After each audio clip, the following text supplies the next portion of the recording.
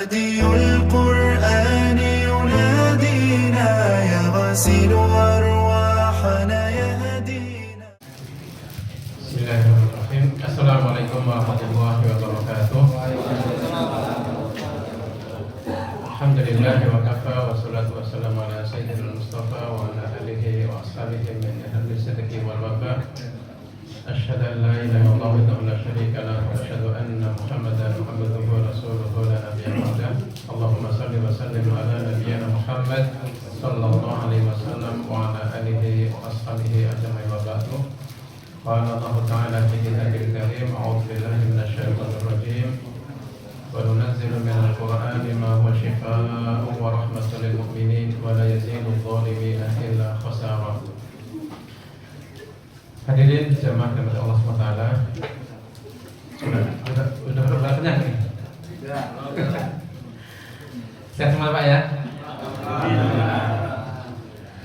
Puji syukur kita kepada Allah SWT kita bisa di tempat ini. Mudah-mudahan malaikat menaungi kita, kemudian Allah turunkan ketenangan, dan ketika kita sudah selesai taklim, Allah ampuni dosanya. Amin. Itu kata Nabi, bukan kata saya.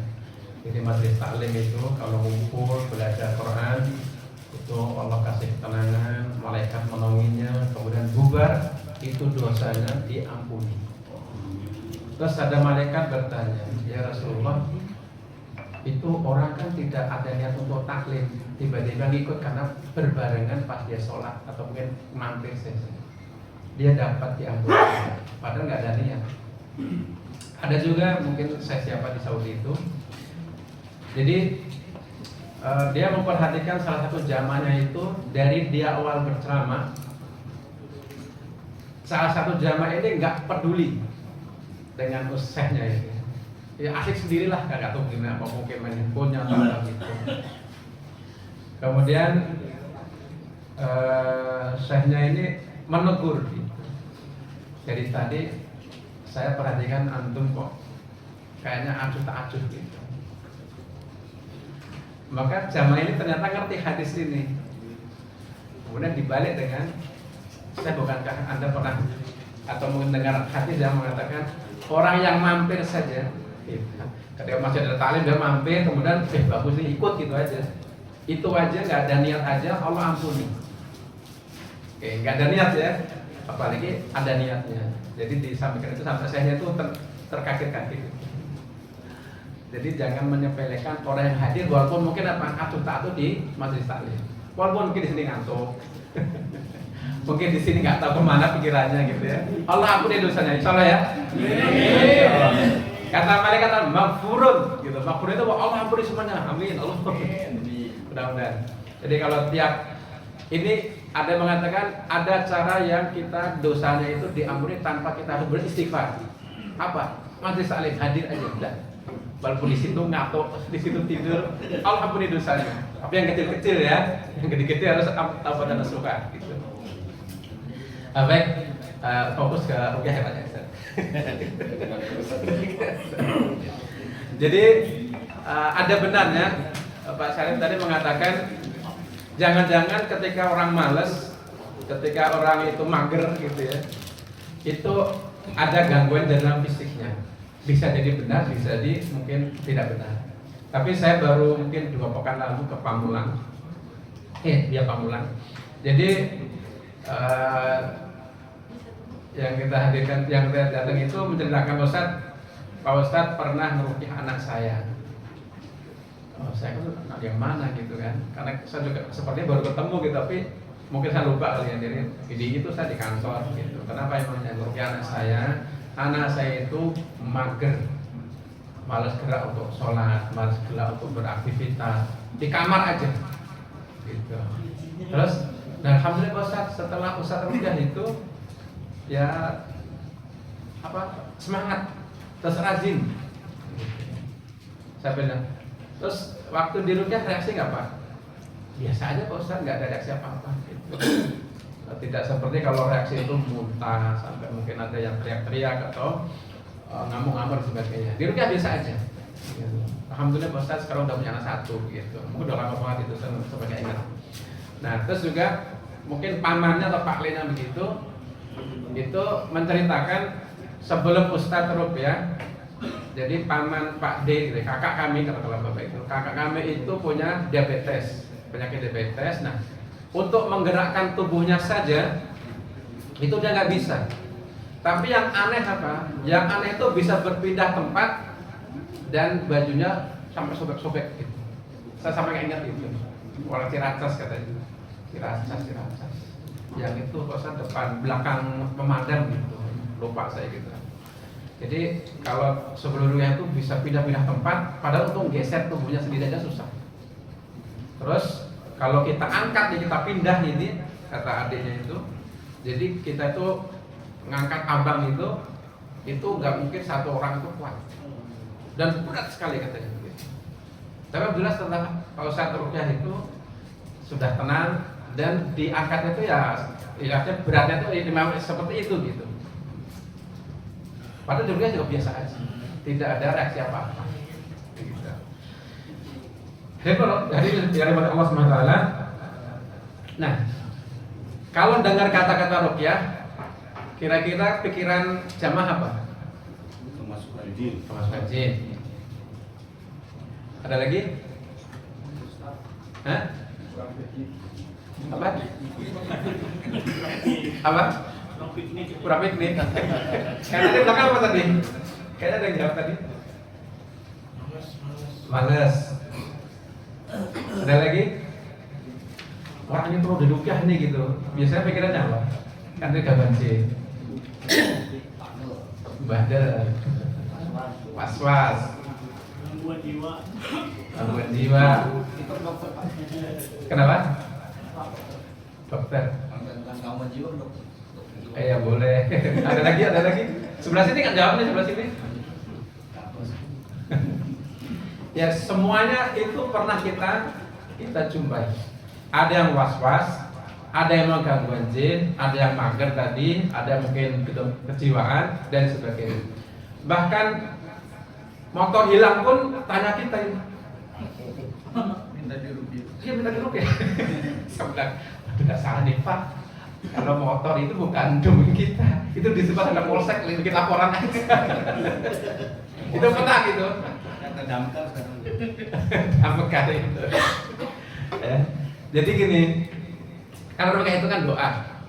Ya, ruqyah itu sebenarnya itu doa.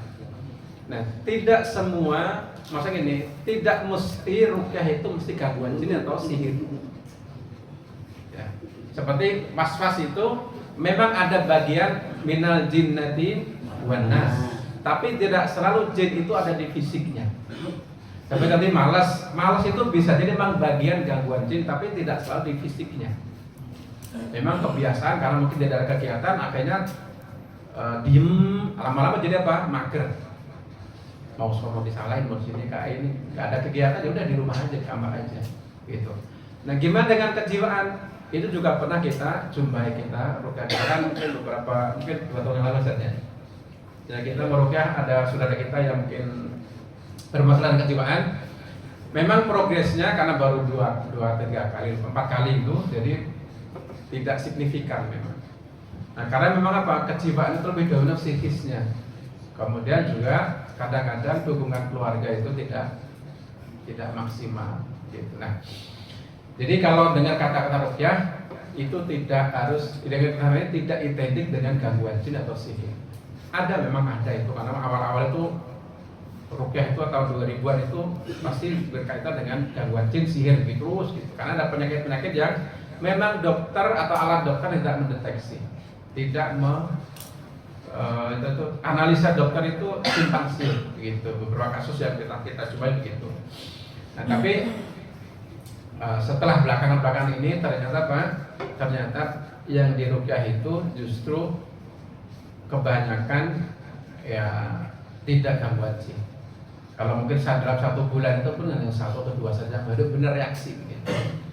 Nah, jadi intinya apa? Kalau kita ada masalah, Allah SWT mengatakan, wa nunazzilu minal Qur'ani ma huwa syifa. Kami turunkan Quran sebagai obat. Nah, asyifa di sini umum. Mungkin pernah saya sampaikan, jadi tidak spesifik penyakit ini, gitu enggak. Pokoknya Al-Quran itu obat.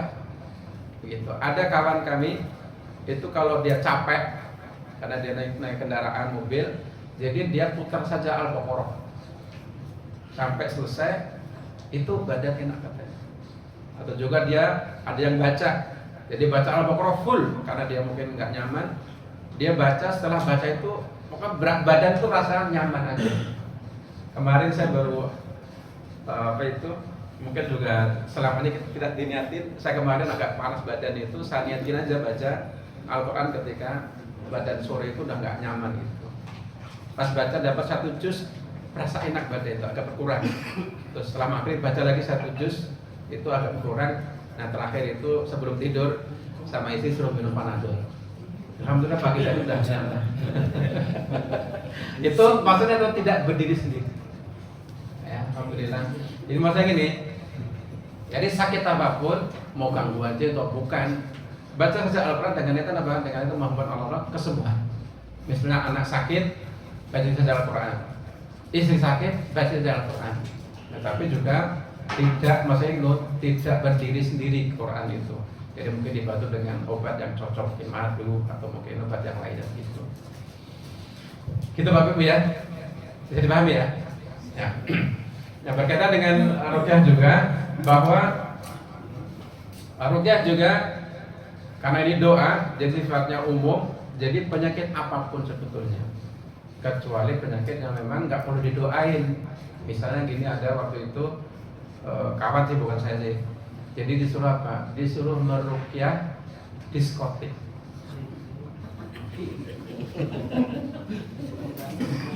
Kan ruqyah itu kan mendoakan supaya apa? Setannya keluar. Yang diruqyah tutup. Ya kalau diskotik di ruqyah kan setan pada keluar, ya tutup diskotiknya. Itu pernah begitu. Ada juga seorang wanita itu tahun 2004 atau 2005 itu. Jadi tapi bukan sama saya, mungkin saya beberapa kali aja. Jadi di ruqyah itu keluhannya selalu pusing. Akhirnya sang ustadz itu, teman saya ini lebih spesifik sebetulnya kegiatan ataupun ada apa sih kok keluhannya begitu mulu. Di ruqyah pun nggak terlalu signifikan reaksi. Jadi kalau nggak salah saya dengar itu dia itu seorang PSK. Supaya mungkin laris kali ya. Bukan di ruqyah.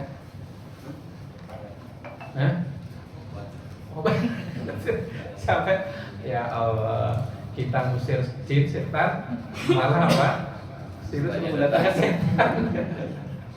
Jadi selalu begitu, ada salah persepsi. Seperti tadi, kalau motor hilang ya ke kantor polisi bikin laporan, mungkin disari, bukan ke ruqyah gitu. Kalau mendoakan oke lah gitu ya, tapi kalau motor udah hilang gimana? Saya kata bahwa itu tadi bisa ya, malas itu bisa dikategorikan gangguan jin, bisa, atau mungkin jin itu tidak di fisiknya, sehingga orang itu seakan-akan diem itu nyaman-nyaman aja gitu. Nah apalagi kalau kita diberikan pemahaman atau mungkin akal yang sehat, seharusnya seorang itu harus beraktivitas sebagainya. Jadi dia ada peran syaitan dalam tubuhnya sehingga dia itu menjadi mager. Nah, yang penting apa? Yang penting kemauan orang itu untuk sehat, kemauan orang itu untuk semangat. Tapi kalau nggak ada kemauan sama sekali, itu didoain ya mungkin akan lambat atau bahkan mungkin tidak berdampak sama sekali dengan doa-doa yang dilantunkan gitu. Jadi ada semangat untuk sembuh, kemudian ketemu klop, nah itu insya Allah dirasakan manfaatnya. Tapi kalau misalnya dia mau diruqyah, mau didoain tapi nggak mau ya gimana? Ada begitu, sudah datang tapi nggak mau, ya gimana? Jangan dipaksa lah, nanti malah trauma. Mungkin pikirannya apa? Pikirannya itu kalau diruqyah itu teriak-teriak, mungkin nanti dibanting, mungkin awal-awal begitu, dibanting, mungkin dipukul sebagainya. Itu bisa jadi seperti itu. Karena mungkin yang ditayangkan di TV itu atau di televisi atau YouTube rata-rata yang reaksi. Padahal yang banyak itu tidak reaksi apa-apa di ruqyah. Nah, biasa dalam demikian dilakukan waktu sebulan lalu ya. Gitu. Jadi secara umum begitu, ruqyah itu nggak ada reaksi. Bahkan kalau ruqyah itu, misalnya gangguan jin itu apakah identik dengan orang yang tidak sholat? Maksudnya dibisik ya, masuk fisik ya? Enggak kan? Gitu. Sihir misalnya, apakah sihir itu bisa mengenai orang yang sholat sekalipun? Bisa. Contohnya siapa? Rasulullah kena sihir. Itu sihirnya Yahudi. Yahudi itu luar biasa. Ya, jahatnya dan licik, cerdik. Dan memang begitu kelakuannya. Rasulullah pun, Nabi pun disihir, kemudian diracun. Kemudian juga ada salah satu Nabi itu dibunuh, Nabi Zakaria. Gitu. Nah, jadi orang soleh sekalipun itu kalau Allah izinkan, maka di surat Al-Baqarah itu dikatakan sihir itu, kalau di sini kan kaitan dengan surat Al-Baqarah 102 itu berkaitan dengan sihir tafrik, sihir perceraian suami istri. Jadi kalau ini semua atas izin Allah SWT. Kalau Allah izinkan itu sihir terjadi pada siapapun, sesoleh seorang sekalipun. Tapi kalau mungkin Allah nggak izinkan, walaupun dia itu datang ke seorang yang mungkin dianggap dia mampu mensihir seorang ini, kalau Allah nggak izinkan terjadi. Nah, preventifnya itu preventif itu menjaga agar supaya kita terhindar dari sihir, baca ayat kursi, amanah Rasul sampai akhir itu, atau 5 ayat Al-Baqarah.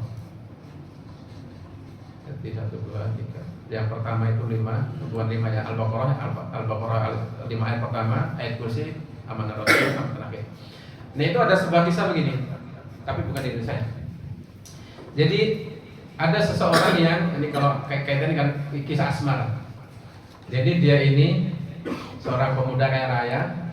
Ada seorang wanita yang baru selesai kuliah, pintar, cakep, keluarga religius. Nah, seorang pemuda ini naksir dan minang lah, kita mungkin nembak lah gitu ya. Tetapi kata orang tuanya atau mungkin anak ceweknya ini, ketika ditanya tentang ibadahnya, itu mungkin kaya, mungkin ganteng, tapi ketika ditanya ibadahnya itu jauh sekali dengan anak perempuannya itu. Akhirnya mungkin ditolak secara halus, gitu ya. Kemudian sang pemuda tidak terima. Kemudian dia mendatangi seorang yang bisa agar supaya ceweknya itu mau gitu ya, dipelet gitu ya. Nah, dia akhirnya datang dan berapa maharnya gitu, karena mungkin orang kaya akan diberikan gitu. Dikasih, ditunggu mungkin berapa hari. Akhirnya sang dukun telepon, saya nggak sanggup. Kamu datang ke kota ini, datang ke guru saya. Gitu. Saya nggak sanggup ini. Kayaknya dia mengikuti sarannya, datang ke gurunya dukun ini. Jadi dukunnya dukun, yang gurunya. Datang ke sana mengutarakan maksudnya dan berapapun dibayar agar supaya perempuan itu mau mas saya. Oke, udah ada deal dengan harga dan apa itu segalanya. Kemudian sepekan kemudian dikabari, saya tidak sanggup menjalani atau mewujudkan maksud Anda. Kenapa gitu? Kamu katanya gurunya dukun sono gitu kan. Ini padahal yang diutus, kalau dia bilang gitu, yang saya utus itu misalnya syaitonim marid, syaiton yang benar-benar udah kuat gitu ya, tapi nggak bisa. Kenapa gitu kan? Apa katanya? Karena perempuan ini setiap malam itu baca itu Alif Lam Mim, baca ayat kursi, kemudian baca amanah Rasul setiap malam. Cuma gitu doang. Gitu. Jadi itu salah satu preventif itu di YouTube ada itu yang menyampaikan ceramah itu. Jadi karena wanita itu setiap malam baca itu. Hafal semua kan? Allah enggak. Baguslah jujur daripada enggak ya Pak ya. hafalin doa itu, ayat sedikit kok gitu ya. Jadi itu preventif ya. Jadi alhamdulillah itu dukunnya nggak bisa. Bahkan seorang dukun yang sudah bertobat kalau nggak salah dari Yaman atau begitu, jadi ditanya setelah dia tobat itu, apa konsekuensi Anda ketika menjadi tukang sihir itu? Konsekuensi yang harus saya bayar itu luar biasa. Istri saya, anak-anak saya, habis semua. Kemudian ayat apa yang luar biasa yang kamu anggap itu kuat gitu ya? Dia menyampaikan ayat kursi. Jadi itu mantan dukun. Jadi dia ketika menceritakan itu kehilangan istri dan anaknya, nggak tahu mungkin apa tumbal atau mengerti istilahnya begitu. Itu konsekuensi ketika dia melakukan kebatilan. Gitu. Jadi ya mudah-mudahan kita nggak sampai ke situ ya. Ya, mudah-mudahan Lois makmur ya. Sejahtera, istiqomah. Ya. Begitu. Sebelum lanjut ada pertanyaan? Nah, dikit lagi ya. Habis saja waktunya. Ada pertanyaan sebelum di rukyah bareng? Yang tahun bulan kemarin siapa yang merasa sesuatu? Iya ya. Rukyah itu apa yang berhubungan sama setan dan jin? Selalu berhubungan sama. Iya. Rukyah itu apakah selalu berhubungan dengan jin dan gangguan sihir ya? Awal-awal iya. Awal-awal kita diviralkan tahun 2000-an itu secara umum iya waktu itu. Karena mungkin saat itu kondisinya memang harus begitu. Nah setelah belakangan ini, mungkin setelah 5 tahun kemudian sampai belakangan ini, memang secara umum iya, tapi justru malah kebanyakan bukan gangguan jin saja atau gangguan sihir. Kadang-kadang ada waktu itu ada mungkin tahun berapa ya? Jadi dia dari rumah sakit itu sudah membawa, sudah diangkut ambulan pakai tabung gas oksigen. Dari dokter itu dari rumah sakit menyatakan ini asma. Udah hampir sebulan, besok hari terakhir kalau nggak masuk pemutusan hubungan kerja. Nah itu kebetulan saya yang rukyah. Ya kita nggak peduli, nggak nanya macam-macam ini tanda apa gitu ya. Tapi setelah kita rukyah, ternyata ada jinnya. Nah, jadi tadinya kita nggak berprasangka itu gangguan jin. Kalau tabung, wah ini udah ngos-ngosan gitu. Pas kita rukyah ternyata ada jin dalam saluran pernafasan. Dan setelah rukyah itu lega, udah biasa aja. Sudah bisa jalan sono kemari, dipakai tadi pada kursi udah datang. Jadi tidak itu, justru malah kebanyakan saya katakan tadi, kebanyakan itu ya kadang-kadang hanya malas, karena mungkin anaknya nakal, kadang mungkin putus pacar, atau mungkin kok ini lengket banget sama dia gitu ya. Nah kalau di fisik orang, artinya jin itu masuk di fisik atau sihir itu masuk di fisik, itu kalau di rukyah reaksi. Tapi kalau tidak, kita nggak mengatakan itu ada di fisiknya, mungkin perilakunya. Apakah perilakunya itu setan senang? Kalau setan senang kan nggak perlu dimasuki kasarnya. Gitu. Jadi tidak mesti. Jadi mau misalnya biar senang. Ada juga orang yang Ustaz ini mau rukyah anak saya, kenapa Pak? Anak saya mau ini Ustaz mau lagi ngelamar kerja. Gitu kan? Berarti bukan, ya nggak apa-apa nih dirukyah. Dengan doa gitu ya. Ya sebelum itu ya kita tentang motivasi lah, motivasi itu juga kalau sudah diterima nanti gimana di sana begitu aja. Tapi secara umum tadi bukan gangguan jin dan sihir yang pernah kita temui. Tapi rata-rata orang rukyah itu pikirannya gangguan jin sihir. Orangnya ya, bukan kitanya gitu ya. Misalnya sakit nggak sembuh-sembuh, mungkin 2 pekan lalu, 3 pekan lalu, seorang polisi, ini perlu mungkin diperhatikan juga bapak-bapak sekalian. Jadi sakitnya tidak spesifik apa gitu, jadi pengen rukyah. Karena Pak Anda dikasih kemungkinan ada gangguan sihir di kantor itu, karena dia itu sebenarnya pendidikannya tidak mungkin S1, tapi punya posisi yang kuat di kantor itu. Dan mungkin ada bawahannya tapi itu yang mungkin ngincer kursi itu. Mungkin dengan cara sihir kalau orang Gorontalo. Kita rukyah, saya rukyah sampai 15 menit sampai lebih itu. Tidak ada reaksi apa-apa.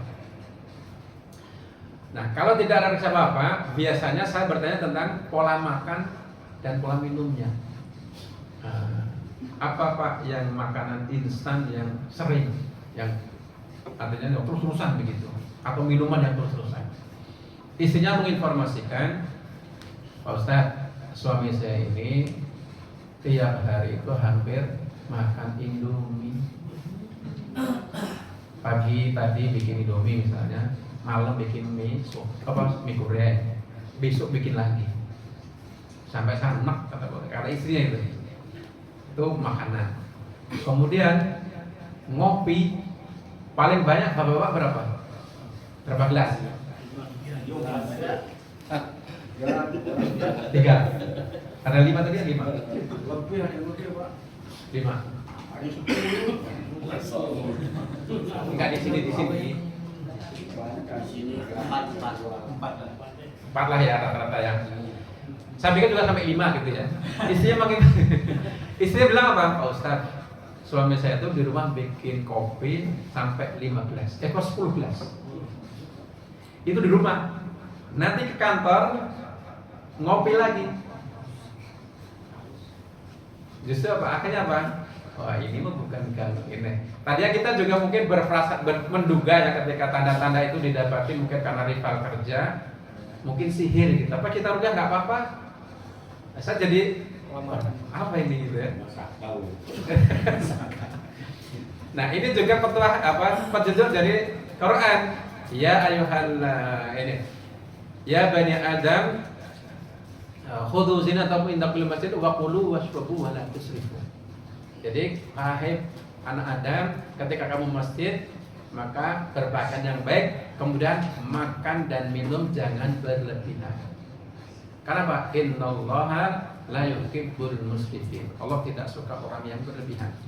Ada seorang ustadz, kemudian almarhum, ada menceritakan pekan lalu. Jadi ketika diruqyah ternyata ada jinnya. Jadi orang ini susah untuk dimasukin. Jadi dia dimasukin dari apa? Dari lewat makanan yang over. Jadi sang yang almarhum ini infonya, jadi sering makan soto Betawi dan terus-terusan. Terus-terusan. Ini terus-terusan. 3 kali sehari. Pecel lele, sama pecel lele. Serius. Kita saksinya banyak kan sih.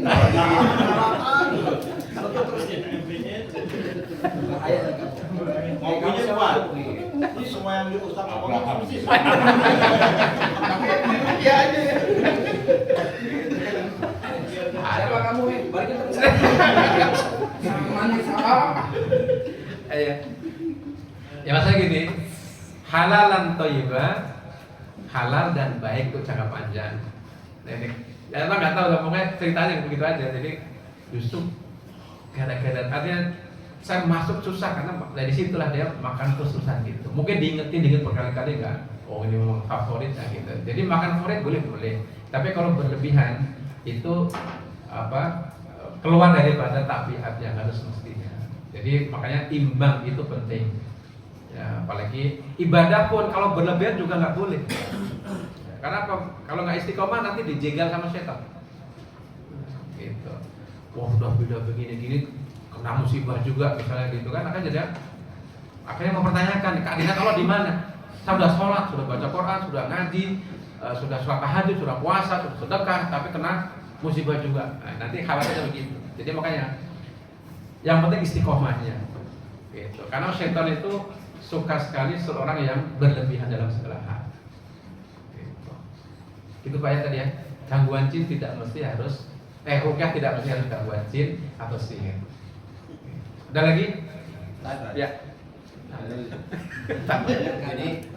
Jadi tadi pengajiannya kalau orang yang sholat nggak sengaja itu pengajian dosanya dia udah Taklim Pak, bukan sholat. taklim itu ya kalau yang biasa di sini nggak semuanya dihapusin dosanya. Ini pertanyaannya karena saya dari Subang soalnya ini nggak sengaja mau sholat zuhur ada taklim saya ngikut berarti dosanya dia Insya Allah. Kalau yang di sini nggak semua yang Kamu pasti lah Pak. main kecil doang. Jadi pertanyaan Dosa kecil doang. Al-Quran itu asifah. Iya. Apakah ayat yang pengobatan itu apakah ayat-ayat tertentu, apakah semua ayat Quran? Karena begini tadi, kalau kita baca Quran, kepinginnya khatam, ya bacanya sampai juz sekian misalnya, terus kita resah, apakah bisa kita lanjutkan yang sifanya itu bisa ayat-ayat selanjutnya apa bagaimana? Terus yang keduanya Ustaz, yang keduanya baca Al-Quran itu apakah harus bersuara atau bisa dalam hati? Enggak, maksudnya enggak bersuara, dibaca tapi enggak bersuara. Ya. Ya, insya Allah diampuni Pak dosanya Pak. Nah, yang dari Subang, yang dari jauh Pak ya? Tamat Pak. Yang kecil-kecil.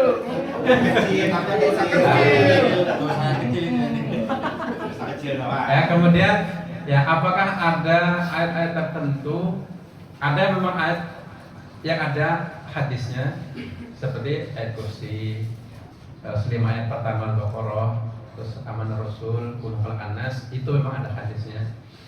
Tapi secara umum kalau tadi mengambil dalil di Al-Isra itu kami turunkan Quran sebagai obat. Jadi dari ayat pertama Al-Fatihah sampai Anas itu bisa dijadikan obat. Kemudian ketika mungkin ada masalah gitu, apakah harus ayat itu saja? Boleh. Tapi sebetulnya ada mengatakan begini, kalau Anda membaca Al-Quran, maka pertama niat lillahi ta'ala, ta'abud. Ta'abud itu beribadah. Kedua apa? Ya pengen apa? Kedua pengen apa? Ketiga pengen apa? Kelima pengen apa? Dan selanjutnya. Bahkan ada yang 40 niat. Itu boleh saja Pak. Gitu. Nah bagaimana? Yang penting niatnya, diniatin. Kalau mungkin nggak perlu harus ayat kursi, nggak apa-apa. Yang penting sampai di mana itu kita baca. Ketika mungkin kita mulai, ya Allah aku pengen sehat. Ya Allah aku pengen ini, pengen ini, pengen ini. Boleh saja. Dan itu bukan kata Nabi ya, tapi secara umum aja. Karena innamal a'malu binniyat. Apa itu perbuatan, amal itu tergantung niatnya. Ada juga yang melecehkan Quran, niatnya apa? Untuk mensihir orang juga bisa. Kok Quran bisa untuk mensihir? Bisa. Kenapa? Justru pelecehannya itu yang setan menjadi apa? Loyal. Begitu. Ada begitu. Jadi Quran dijadikan apa sarana untuk mensihir, berbuat jahat. Ada begitu. Tapi kalau kita dengan berbuat baik, insya Allah tetap. Itu Pak ya. Ya mudah-mudahan yang dari Subang walaupun nggak ada niat, diampuni dosanya. Amin. Yang di sini tambah apa? Amin juga, amin. Terus bacaan bersuara dan tidak. Oh ya, bacaan bersuara lebih bagus. Karena apa? Mungkin orang yang mendengar bacaan kita kan ketika orang itu mendengar bacaan, dia mungkin seksama la'allakum turhamun. Ya, mereka enak bacaannya. Mungkin kadang-kadang bisa pas kedengar dia ngerti, oh salah ini kan gitu. Tapi dalam hati juga, karena Quran itu memang harus membaca itu harus lafal. Karena kalau nanti terbiasa bacaan dia hanya sebatas di baca, bukan seperti bacaan Indonesia gitu ya. Karena Quran beda gitu. Karena membaca itu keterampilan. Kalau nggak biasa dilafalkan dan nggak terdengar orang misalnya gitu, jadi nggak tahu salahnya di mana. Gitu. Kalau terdengar, oh kamu salahnya di sini. Kalau apalagi kalau udah terbiasa gitu ya, kita nggak pegang Quran itu kalau orang itu baca, saya bisa negur. Itu sambil main handphone gitu apa? Isi baca itu salah itu langsung connect gitu. Salah nih, gitu. Udah ulangi gitu. Kalau salah ulangi lagi gitu. Padahal saya nggak lihat gitu. Ya, Itu manfaatnya begitu. Ya, mungkin gini ya, kalau misalnya kita kan baca Quran dalam perjalanan, kalau perjalanan suka di tol di rest area menghilangin kantuk, kita berhenti di masjid baca Quran. Kalau kita kerasan bacaannya, orang lagi sholat kan terganggu. Oh iya. Kita baca tapi tidak bersuara, apakah Itu kan berkaitan dengan suasana di sekitar. Itu. Jadi kalau ada orang sholat memang adabnya dikecilin karena mengganggu orang sholat. Karena kalau dikatakan lebih utama sholat atau baca Quran? Sholat. Jadi emang begitu. Kalau udah di offin nanti kalau udah selesai onin lagi boleh saja, tapi jangan keras gitu. Nah, intinya kalau tidak bersuara itu tidak mengurangi pahala. Enggak masalah, cuma bersuara lebih bagus. Karena apa? Melatihnya Pak, melatih lidah. Karena orang bisik-bisik dengan lidahnya gerak, bibirnya gerak itu berbeda. Itu. Maka kenapa? Quran itu diturunkan pun Iqra, baca. Enggak mungkin kan Rasulullah itu ketika Iqra itu terus diem aja kan enggak mungkin. Pasti kok Iqra bismillah bergerak. Nah, kalau baca itu kan dalam arti kan nggak harus bersuara juga, bisa baca kan. Ya intinya mungkin berarti lebih bagus. Iya. Tapi dengan bukan Ya maksudnya kalau kaitan dengan nanti kefasihan baca itu pasti berbeda ketika melafalkan dengan hanya lihat gitu Pak ya. Ya mudah-mudahan semua di apa yang mungkin pernah disampaikan apa dilakukan ya, tetap diganjar. Tapi tadi saya katakan membaca dengan suara itu akan lebih baik daripada hanya membaca dengan dalam hati. Kemudian ini berkaitan dengan rupiah. Mereka tidak meminta untuk berupiah. Iya. Ada 70.000. 70.000. Yang satunya membawa ininya lagi. Misalnya kita doanya lebih jalani min ahli jannah bi ghairi hisab wa bi ghairi azab. Ya, kita kan ingin juga tanpa hisab dan tanpa azab. Ya. Iya. Ya, selain itu yang kita biasain. Cuma pada saat saya baca hadis Bukhari itu mereka tidak, salah satunya mereka tidak meminta untuk diruqyah gitu. Nah itu ada satu posisi, misalnya contoh misalnya saya di Ustaz, misalnya ada rasa pundak, misalnya ada kram, terus saya minta tolong sama anak ya kan? Tolong bacain dong kulhu ya, surat-surat kul semuanya, tepuk pundak ayah, dibacain satu, tiup aja sama tangan, baca bismillah Allahu Akbar, udah tiup, biar hilang nih pundak ayah ada apa nyeri-nyeri. Itu boleh nggak berkaitan dengan tadi terus? Iya. Ada hadis 70.000 umatku masuk surga tanpa hisab. Salah satunya adalah orang yang tidak minta ruqyah. Karena apa? Itu mengurangi tawakal. Nah, tapi Ibnu Qayyim mengatakan justru kesempurnaan tawakal ketika sudah berupaya. Nah, ada yang mengatakan juga ruqyah yang mana? Karena ada ruqyah yang syar'i, ada ruqyah yang tidak syar'i.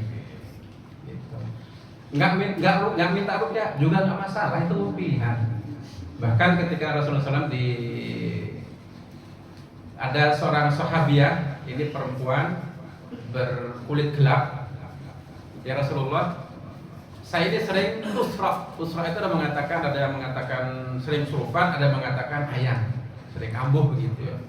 Doakan saya gitu kan. Rasulullah jawab apa? In sabarti walakil jannah.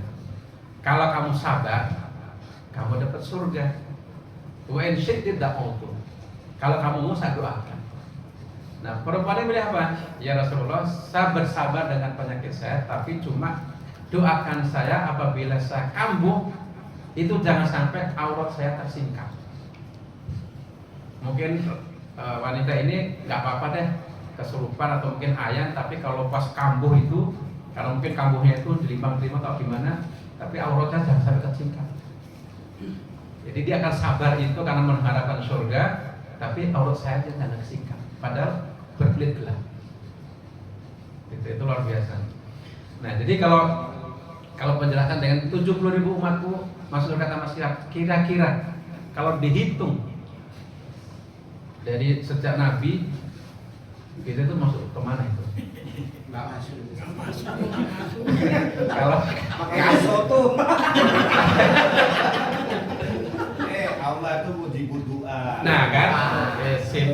Ya maksudnya gini loh, kalau kasarnya gitu ya. Tapi itu tadi, jadi secara umum itu memang ruqyah yang mana, gitu ya. Ada mengatakan itu ruqyah yang tidak syar'i mungkin iya. Gitu. Karena Rasulullah diruqyah juga sama malaikat Jibril. Rasulullah ketika kena sihir itu kan Jibril mengatakan kamu atas sakit, gitu. Maksudnya kamu ada keluhan gitu. Jadi Rasulullah itu ketika kena sihir itu seperti melakukan sesuatu yang nggak melakukan. Maka malaikat Jibril meruqyahnya. Bismillahirrahmanirrahim sampai selesai itu. sihirnya ketemu di sumur apa itu buhulnya, di sumur apa lupa namanya. Jadi ada rambut Rasulullah yang diambil dari salah satu entah anak kecil siapa gitu, digulung-gulung dimasukin ke sumur. Nah ketika itu ditunjukkan itu apakah dibakar tuh buhulnya, itu kata Nabi apa enggak usah, itu ditanam aja. Nah buhul itu kalau dapat kemudian dibakar, kalau memang orang yang mensihir itu benar, itu bisa saja kan berdampak biasa. Nah, jadi kalau kaitan dengan 70.000 itu, bolehlah kita berharap dengan 70.000 umatku masuk surat Al-Kisah. Boleh dong? Boleh. Nah, tapi kita ngaca diri. Soto. Maksudnya ngaca diri ibadah kita seperti apa, makanan kita seperti apa. Tapi boleh berharap, boleh, nggak apa-apa, bebas. Mau slogan paling tinggi berdampingan dengan Nabi aja boleh kok. Kan masa nggak boleh berhayal? Kan haknya Allah. Ya haknya Allah. Tapi maksudnya gini, di 70.000 umatku itu salah satu dari 70.000 itu memberikan syafaat 70.000 lagi. Hadisnya panjang banget itu kalau sampai baca kan. Jadi 70.000 masuk surga tanpa hisab. Nah satu dari 70.000 itu berarti kan satunya kan, berarti kan itu ngasih syafaat 70.000 lagi. Belum masuk juga. Belum masuk juga. Nggak tahu itu. Masih di sebelah kan tuh. Nggak, kalau makan satu boleh, yang terakhir temennya gitu kan. Tiap hari makan satu. Jam 1 udah ya? Jam 5 boleh. Ya mudah-mudahan nanti kita lanjut di lain waktu dan kesempatan. Dan kita doakan siapapun yang sakit hari ini diberikan kesehatan, diberikan warasan, dan juga dimudahkan urusan yang mungkin membelit dalam dirinya. Dan mudah-mudahan di kantor ini dan juga perusahaan ini berikan kelancaran semua urusan. Demikian, subhanallah wa bihamdika, la ilaha illa anta, astaghfiruka wa atubu ilaik. Assalamualaikum warahmatullahi wabarakatuh.